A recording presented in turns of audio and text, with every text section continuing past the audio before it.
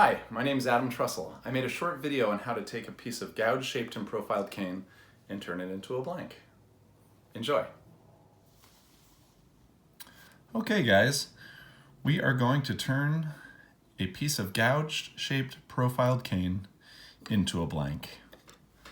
I'll do my best to keep my hands out of the way, but here we go.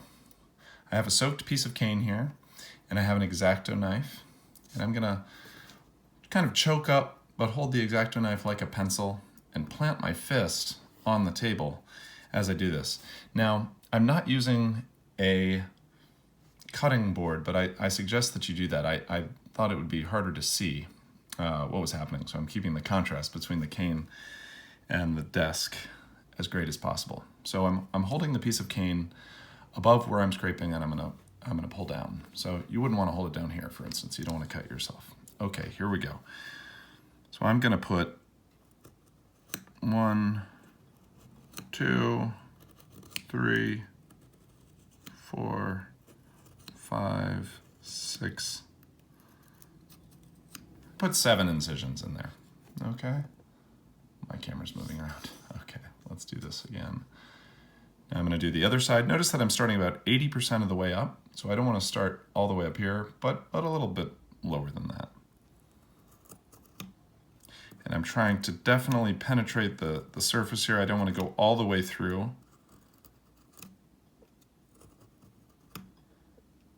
But I'm definitely not just scratching the surface.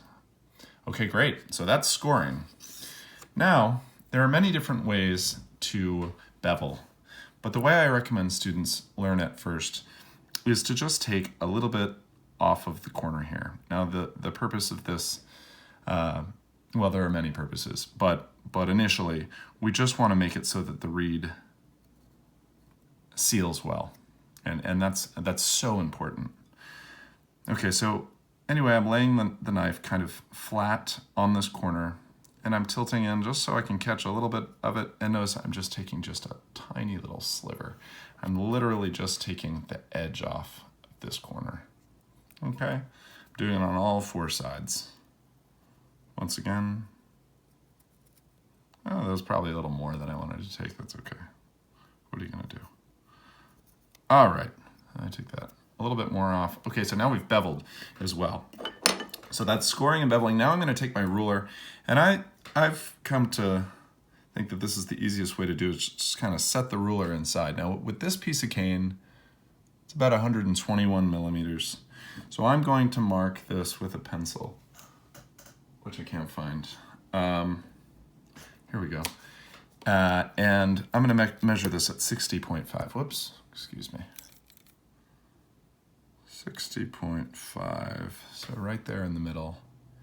And you can use your ruler or a knife to fold it over. I'm gonna demonstrate with the ruler just because I think it's easier to not mess it up. So I'm lining up my ruler, and the hope here is that this will be exactly halfway. So I'm gonna fold up right on that line, creating kind of a crease, a seam, and then let's see how we did. Oh, we did pretty well.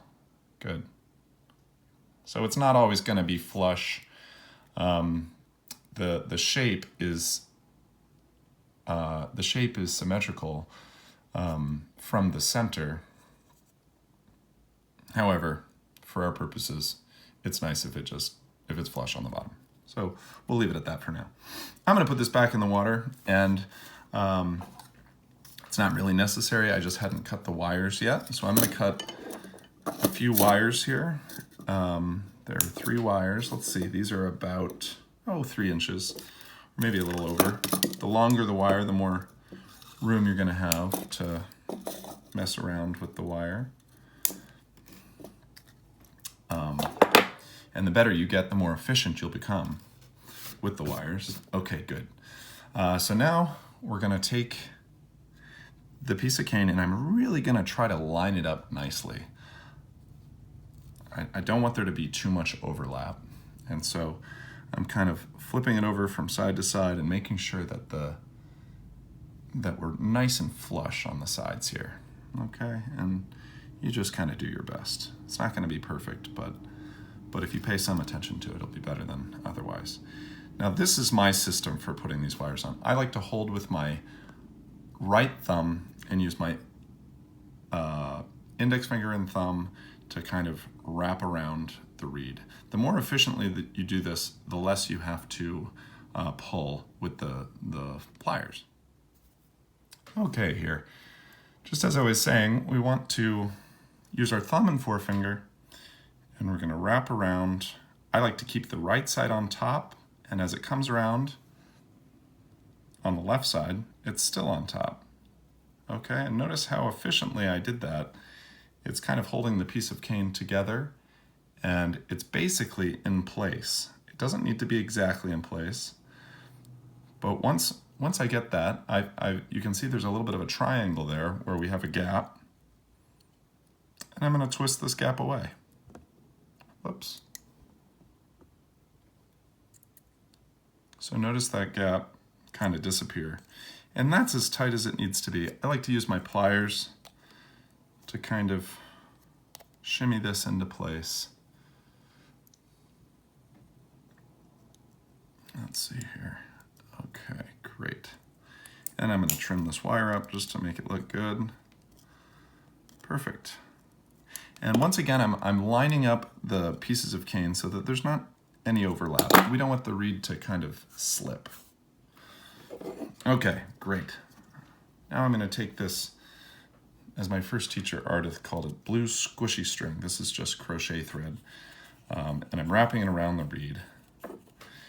And the purpose of this is so that when I form, it keeps everything nice and tight. So I'm dunking that back in the water just for 30 seconds or so. If the previous steps have taken you a long time and your reed is dried out a lot, you might want to soak it for longer. But this soaking is really just for the purpose of getting that string wet. Now, I'm gonna just barely insert the forming mandrel, and I've got my line down here, and I'm going to push all the way down. Now I'm going to use a thumb and forefinger on either side, and I'm not going to twist. I'm just going to push it all the way down. Good. Okay, now I'm going to undo the string, just kind of pull away. Great. So I'm done with that. Okay, now we're going to put the second wire on vaguely in the right place. Ultimately, it needs to be 8 millimeters below the first. So I'm doing the same thing, thumb and forefinger. I'm keeping the right side on the top. It comes around on the left side. They pass each other. I've got a little bit of a gap there. As you can see, I'm going to grab and twist away that extra space. So the wire's snug now, but it's not as tight as it needs to be. And I'm going to put it on the bottom wire. Now the bottom wire is the most important because once we cover it up, we can't get to it anymore. I like to use hot glue because it allows me to have the bottom wire just a little bit lower. And if it's nice and snug, if it's really tight, we're able to get the bottom of the tube nice and round. Okay, here we go. So I'm really pulling and twisting. This wire is now much tighter than the others. Now, the most important part, I'm gonna go around this like crazy and crush, crush, crush, crush, especially here on the seam where the two sides meet up. That's gonna be the place we'll have a leak if we're not careful. So I go around and crush and crush and crush. I might even do a tiny bit above that bottom wire. Okay, I'm pulling, and only if I create a little bit of a gap, and there's just a little one, I'll twist. If you twist when there's no gap, you'll likely break your wire, which is fine. Wire's cheap, but it can kind of startle you, and nobody wants to do it again. Okay, pull, twist, good. So I'm gonna fold that up now. I'm going to go back in there one more time and just kind of make sure it's really round. This is the most important thing and the thing that most novice reed makers struggle with.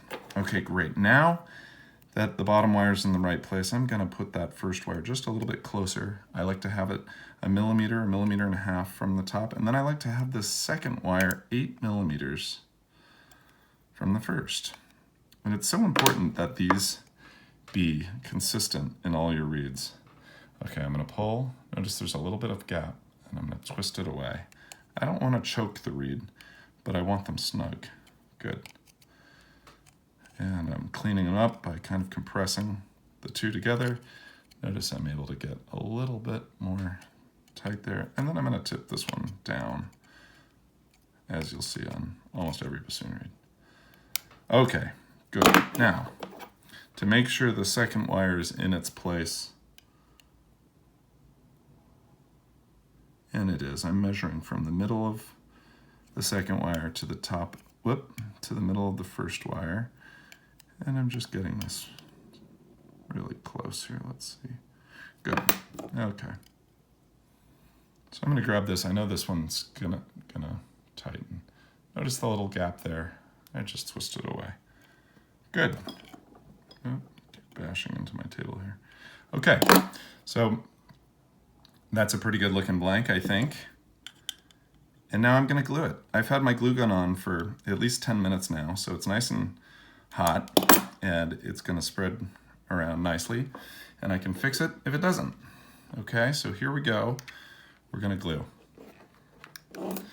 So I like to start just below this middle wire and go to the bottom. It's blue. Okay, you kind of feather the trigger so you get a little bit at a time.